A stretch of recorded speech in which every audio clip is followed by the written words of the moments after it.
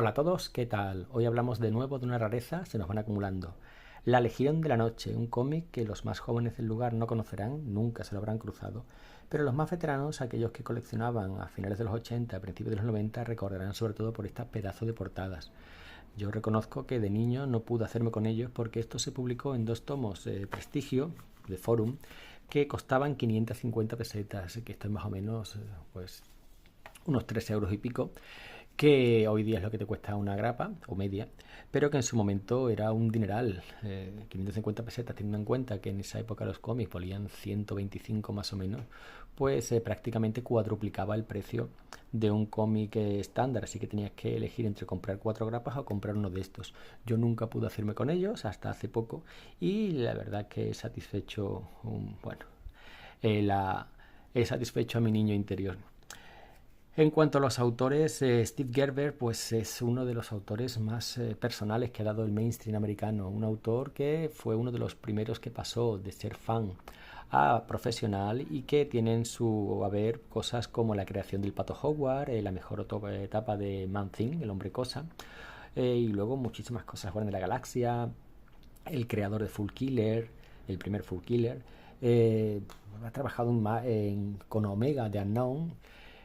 Muchas obras muy diferentes, pero todo con su sello personal, un sello...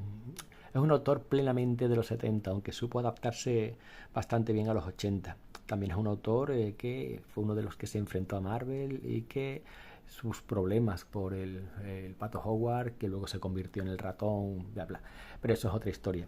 Al dibujo tenemos a Will Portacho el filipino en los inicios de su carrera, cuando empezaba a despuntar con su estilo muy personal, que me gustaba mucho y que luego fue variando para adaptarse a lo que se vendía en aquella época, que era básicamente el estilo de Jim Lee. Eran compañeros, compartían estudio, así que al final el estilo del coreano canibalizó al del filipino, pero aquí podemos verlo y en su origen y la verdad es que era muy potente. Y el concepto de la Legión de la Noche pues es también una rareza por la época en la que salió. Esto salió a principios de los 90, una época en la que el cómic de terror había hacía mucho que no se estilaba en Marvel. Había tenido su pináculo en los 70 con cosas como Drácula, El hijo de Satán y todas esas series de terror que durante un tiempo fueron una de las puntales de la editorial, pero el terror había caído hace mucho, igual que las artes marciales y los superhéroes de colorines llevaban imperando más de una década. Sin embargo, Gerber cogió a estos personajes, todos los personajes estaban menos el protagonista, habían aparecido ya en diferentes seriales Marvel, en Spotlight, en Números Únicos. Incluso el villano es una creación de Stan Lee y Jack Kirby, ahora veremos. Y él los unió todos en este grupo bastante poco probable y da una aventura que es una mezcla entre género negro y relato lovecraftiano, que la verdad solo por eso merece la pena. Pero bueno, empezamos. Empezamos con esta portada, Portadaca. Pedazo de portada, una de las mejores ilustraciones que le he visto nunca a Portacho, entintado por Scott Williams, y que simplemente por esto te dan ganas de leer el cómic. No sabes de qué va, pero esto quieres verlo, y eso es lo que me pasaba a mí de niño. Pero como ya he dicho, el precio era un impedimento. Vuelvo a repetir, en aquella época los cómics valían 125 pesetas, menos de 1 euro. Así sí se podía convertir en una afición que un niño fuera cultivando y llegando a mantenerla como adulto, haciéndose cantera. Hoy día, con grapas a 4, 5 euros, 6, algunas, pues es imposible que un niño se meta. También es cierto que con la calidad de las grapas actuales, salvo honrosas excepciones, Mackay, en ti creemos, pues no hay mucho que leer en grapas que merezca la pena. Legión de la Noche, el formato típico de Forum de aquella época, el formato Prestigio o algo así, en tapas en cartoncillo, papel de muy buena calidad y un encolado que ya lo escucháis, hay que tener cuidado porque se deshoja. Pero bueno, empezamos con lo que parece una paciente de un psiquiátrico que estaba en coma, ha despertado y tiene como alucinaciones. Seguimos también por una mujer que, bueno, está contemplando la puesta de sol con un compañero y de repente tiene como una visión, una alucinación y ha de volver a casa. Seguimos con un periodista que me recuerda al The Watchmen, trabajando en un periódico de esto de escándalos y tal, que está haciendo un reportaje sobre una secta. Y que por fin tiene la oportunidad de conseguir la entrevista que necesitaba para completar ese reportaje. Un montón de personajes, insisto, que todos son desconocidos para el lector, por lo menos para mí, para la mayoría de lectores, pero es que todos habían tenido alguna presentación o algún cómic episódico en la historia de Marvel. Pasamos a la siguiente, y esto también me recuerda a Watchmen. Esta caída, se rompe una ventana desde un rascacielos y un hombre cae hasta el suelo, pero con un efecto mucho más psicotrópico. Y a partir de aquí la trama el primer tomo parece Raymond Chandler, género negro, un abogado que es contratado por el líder de una secta, que se le acusa de secta. Los familiares de los miembros quieren demandarlo, y este abogado, antes de aceptar el caso, pues exige leer toda la documentación. Al final consigue que exoneren a esa secta, pero después de investigar mucho se da cuenta que probablemente las acusaciones eran ciertas, y empieza a investigar. Su conciencia le empuja. Vemos que la narrativa son los años 90, aunque la estética, la ropa y tal parece de los 80, esto es del 91 en Estados Unidos. La narrativa vemos que no es especialmente fluida, pero llama la atención, no tampoco es confusa, no es difícil de seguir, y vemos como Portacho utiliza mucho estas doble línea de viñetas para la narración.